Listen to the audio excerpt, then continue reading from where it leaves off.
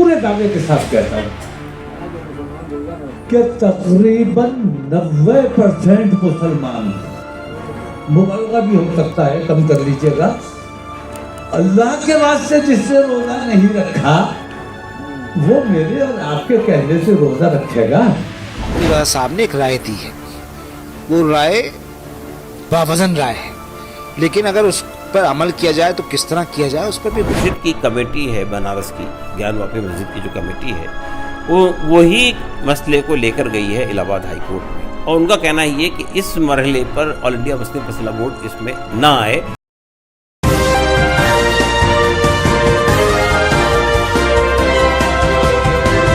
नमस्कार, आदाब, मैं खुशबू अख्तर। ज्ञानव्यापी मामले को लेकर आज फिर कोर्ट में सुनवाई थी। 2 घंटे तक लंबी बहस चली है दोनों पक्षकारों के चलते, लेकिन उसी के बीच अब नया फैसला ये आया है कि 30 तारीख को फिर सुनवाई होगी और कोर्ट बताएगा कि किस ओर ये रास्ता निकलेगा। लेकिन इसी बीच एक उड़ती खबर आई है कि देश के धार्मिक जो मुस्लिम उलेमाए हैं वो यूएन का रुख करेंगे। क्या सच्चाई है इस खबर में, इसी पर बात करने के लिए हम इस वक्त जुड़े हैं नदीम के साथ। तो नदीम, बिना बात घुमाए हुए सीधा हम आपसे जानना चाहते हैं कि आज सुनवाई थी, 2 घंटे तक ये बहस चली है, हिंदू पक्षकार और मुस्लिम पक्षकारों ने अपनी बात कही है और कोर्ट ने कहा है कि अब अगली सुनवाई 30 तारीख को होगी, फैसला किया आएगा, ये तो आपके सामने आ ही जाएगा। मैं आपसे जानना चाहूँगी, क्या वाकई ये जो मसला है वो यूएनओ की तरफ बढ़ता हुआ दिखाई दे रहा है? क्योंकि बाबरी मस्जिद के वक्त में भी ये बात सामने आई थी कि यूएन जाएंगे और वहाँ अपनी आवाज़, यूएनओ में अपनी आवाज़ उठाएंगे। कैसे देखते हैं आप, क्या सच्चाई है इसकी? खुशबू, सबसे पहले तो आपके जो 2 सवाल हैं इसमें, एक यूएनओ वाले का सबसे पहले जवाब दे दूं, जहां मरहूम राहत इंदौरी साहब का एक शेर है, झूठों ने झूठों से कहा है सच बोलो, झूठों ने झूठों से कहा है सच बोलो, सरकारी ऐलान हुआ है।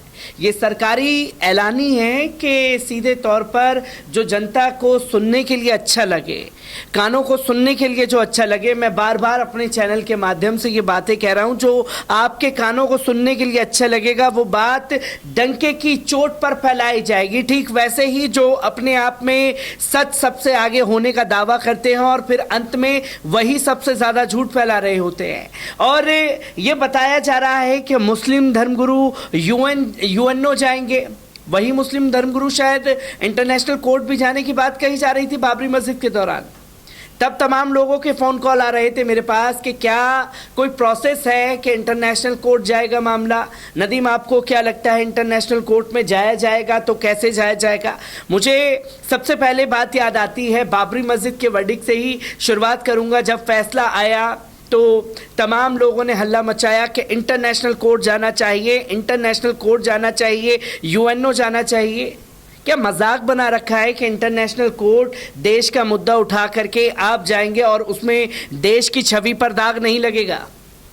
सबसे बड़ा बात ये साबित होती है क्योंकि अभी सिर्फ ज्ञानव्यापी मस्जिद का मामला निचली अदालत में चल रहा है और निचली अदालत में भी सालों साल तक ये मामला चलता रहेगा।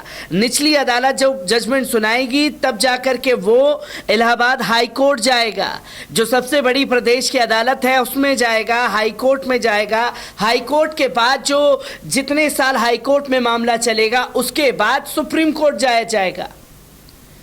लगभग 10 से 15 साल लग जाएंगे। क्या उससे पहले यूएनओ खुद घुस जाएगा उसमें कि भैया मैं ही इंसाफ दिलाऊंगा मुसलमानों को? हाँ, मुद्दे उठ रहे हैं यूएनओ में क्योंकि लगातार जो देश में परिस्थिति बनी हुई है, इंटरनेशनल खबर पर मेरी लगातार नज़र बनी रहती है, जो साफ तौर पर ये कहा जाता है कि मोदी हुकूमत जो है ख़ास तौर पर ज़बरदस्त क्रिटिसाइज झेलना पड़ रहा है। जो देश में लगातार घटनाएं घट रही हैं, यूएनओ में ही आवाज़ उठी थी कि जो देश में रामनवमी के दौरान हर जगह क्षेत्र में तांडव किए गए थे, क्लियर शब्दों में कहा गया था कि हुकूमत को इस बारे में ध्यान देने की ज़रूरत है।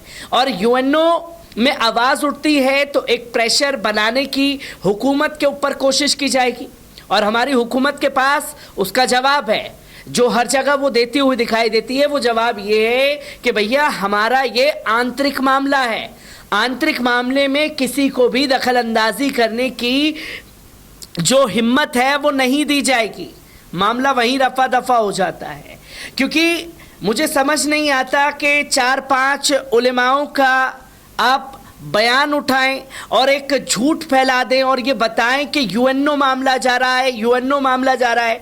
मेरी इस पर डॉक्टर कासिम रसूल इलियास से भी बात हुई, क्या प्रोसेस चलेगा। उन्होंने मेरे सामने खुद ही बात बताई कि अभी जो ज्ञानव्यापी मस्जिद का मामला है वहाँ की इंतज़ामिया कमेटी देख रही है और ये कहा गया है इंतज़ामिया कमेटी की तरफ से कि अभी all India Muslim personal law board इस केस में दखलंदाजी ना करे, हम अभी अपने तरीके से देख रहे हैं और जब हमें ज़रूरत पड़ेगी तो हम all India Muslim personal law board और तमाम जो बुद्धिजीवी हैं उन सबकी मदद लेंगे।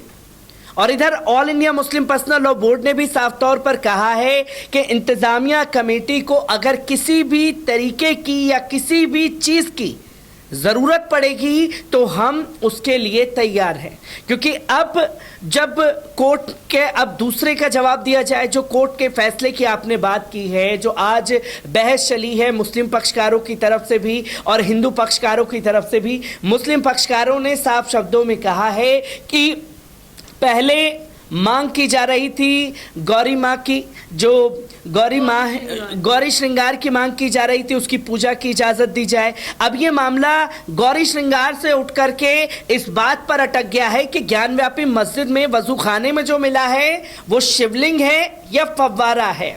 और मुस्लिम पक्ष ये कह चुका है हम कोर्ट में सबूतों के साथ ये सिद्ध कर देंगे कि वो फव्वारा है, शिवलिंग नहीं। आपने बोला हम सिद्ध कर देंगे, लेकिन अगर बाबरी मस्जिद के फैसले पर अगर हम गौर करते हैं तो उस फैसले में भी एक बात जो थी, वो जो फैसला था मुसलमानों के हक में ही था, लेकिन जो फैसला सुनाया गया वो मंदिर के हक में था। तो आप इसे किस तरह से देखते हैं? क्योंकि आए दिन सिर्फ मस्जिदों को निशाना बनाना और इसके नीचे मंदिर था, इसकी खुदाई की जाए हमें पता चल जाएगा कि नाम पर अब ऊपर से लेके, मतलब अगर हम साउथ से लेकर नॉर्थ की बात करें, ईस्ट से लेकर इधर की बात करते हैं, तो यहाँ पर तमाम वही मामले सामने आ रहे हैं। तो कैसे देखते हैं आप इसे? खुशबू, इस पर मैंने 2 इंटेलेक्चुअल लोगों से अभी इंटरव्यू किया है, उसके इंटरव्यू भी जनता के साथ साझा करूँगा।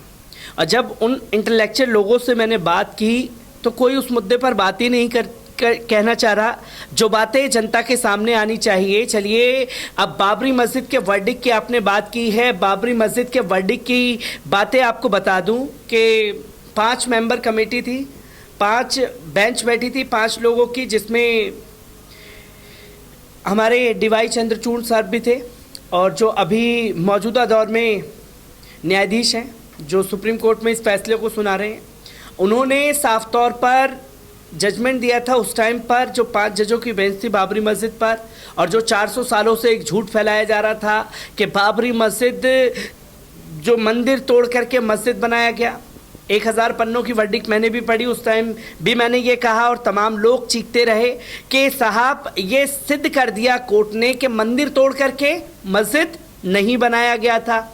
और दूसरी बात, डीवाई चंद्रचूड़ साहब ने ये कही साफ तौर पर कि साहब मुसलमानों के हक में सारे सबूत हैं, सारे सबूत उनके पास हैं, उन सबूतों को माना भी, पर यह फैसला सुना दिया गया कि देश में आस्था बढ़ी है। चलिए, आस्था के नाम पर आपने फैसला सुना दिया और देश के मुसलमानों ने उसे एक्सेप्ट कर भी लिया। अब जो तीसरा पॉइंट है, वो तीसरा पॉइंट ये है जो ज्ञानव्यापी मस्जिद से भी रिलेटेड है।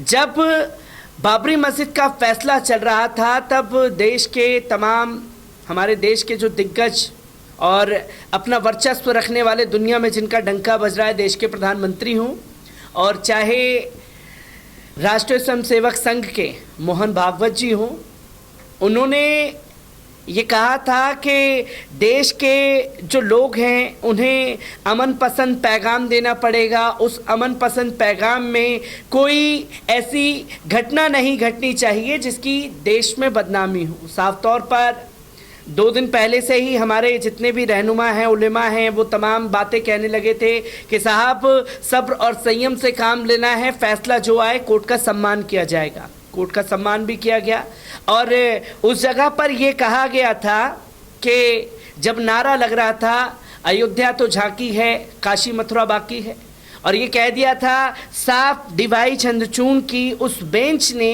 कि आज बाबरी मस्जिद का फैसला हो गया, इसका फुल स्टॉप होगा, इसके बाद अब किसी मस्जिद के बारे में इस तरीके की दलीलें नहीं दी जाएंगी।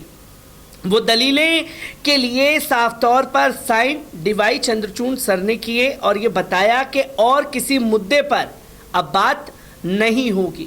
पर यहाँ डीवाई चंद्रचूड़ सर ने अपने ही फैसले को चुनौती देते हुए उस फैसले को एक्सेप्ट कर लिया जिसके लिए अभी काशी में बवाल मच रहा है, क्योंकि अब तो अयोध्या झांकी है, काशी मथुरा बाकी है। अयोध्या तो बाबरी मस्जिद के साथ जो हुआ वो देश और दुनिया ने देखा, तमाम लोगों ने बयानें दे दी, तमाम लोगों ने एक कुवैत के अल शरीका जो वकील हैं, बड़े एडवोकेट हैं, बड़ा चेहरा हैं कुवैत के, उन्होंने यहाँ के जो all India Muslim personal law board है उसके बारे में जान करके ये कहने की कोशिश की कि अगर आप लोग हम लोगों को सपोर्ट करें तो हम इंटरनेशनल कोर्ट में जाने के लिए तैयार हैं। और उस दौरान मैंने साफ तौर पर एडवोकेट ज़फ़रयाब ज़िलानी साहब का इंटरव्यू भी साझा किया था और जब उनसे पूछा था कि आखिरकार क्या इंटरनेशनल कोर्ट में जाया जा सकता है जो एमजे अल शरीका बयान दे रहे हैं, उन्होंने साफ शब्दों में कहा कि ये देश का मसला है, देश में ही हल किया जाएगा, इंटरनेशनल कोर्ट इसे नहीं जाने दिया जाएगा।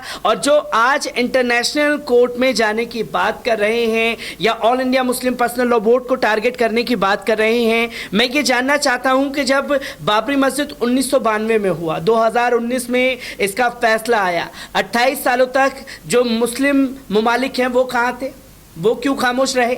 अगर आपको ले जाना था तभी उठा करके ले जाते। सिर्फ यहाँ पर ट्विटर से 2 बातें बोल दी गई और जिन जिन मीटिंग में लगातार मैं जा रहा हूँ उन मीटिंग में ना तो किसी उलेमा ने ना तो किसी ऐसे पॉलिटिशियंस का मैंने बयान सुना हो जो ये कह दें नंगे की चोट पर कि नहीं साहब हम यूएनओ लेकर के जाएंगे। इस फैसले की मजम्मत की जा रही है और जो मीटिंग लगातार हो रही है, मैं सिर्फ इतना कहना चाह रहा हूं कि 1991 एक्ट यहाँ सिर्फ अब बात हिंदू मुस्लिम की नहीं है, मंदिर मस्जिद की नहीं है, यह बात 1991 एक्ट की है, जिस एक्ट को बनाया गया और उस एक्ट को ही अब चुनौती दे करके तमाम अपनी जो राजनीति नफरती सियासत है जितना ये करेंगे उतना बेनिफिट होगा। तो आपने सुना नदीम की उन तमाम बारीकियों को जिसको लेकर ये साफ हो जाता है कि याचिकाओं को एक्सेप्ट करने के बाद ही 1991 एक्ट को चुनौती मिल जाती है। और तमाम जो हमारे धर्मगुरु हैं, मुस्लिम धर्मगुरु, वो लगातार मीटिंग पे मीटिंग कर रहे हैं ताकि इस तरह के मामलों पर रोक लग सके और सरकार पर प्रेशर बनाया जा सके। मामला देश का है, मामला अंदरूनी है, ये बाहर जाएगा या नहीं जाएगा अभी उसमें लंबा वक्त लगेगा, लेकिन अभी की सच्चाई यही है कि अभी सुनवाई चल रही है और इन मीटिंग से क्या निकल के आएगा वो भी आगे आने वाला वक्त बताएगा। लेकिन कानों को सुनने में अगर झूठ पसंद है तो गोदी मीडिया को आप बार बार क्रिटिसाइज करना बंद कर दीजिए, क्योंकि आपके कानों को भी एक बीमारी लग गई है और उस बीमारी का नाम है झूठ। कान को अच्छा लगता है। कैसा लगा ये वीडियो? कमेंट बॉक्स में आके अपनी राय देना ना भूलिएगा। शुक्रिया।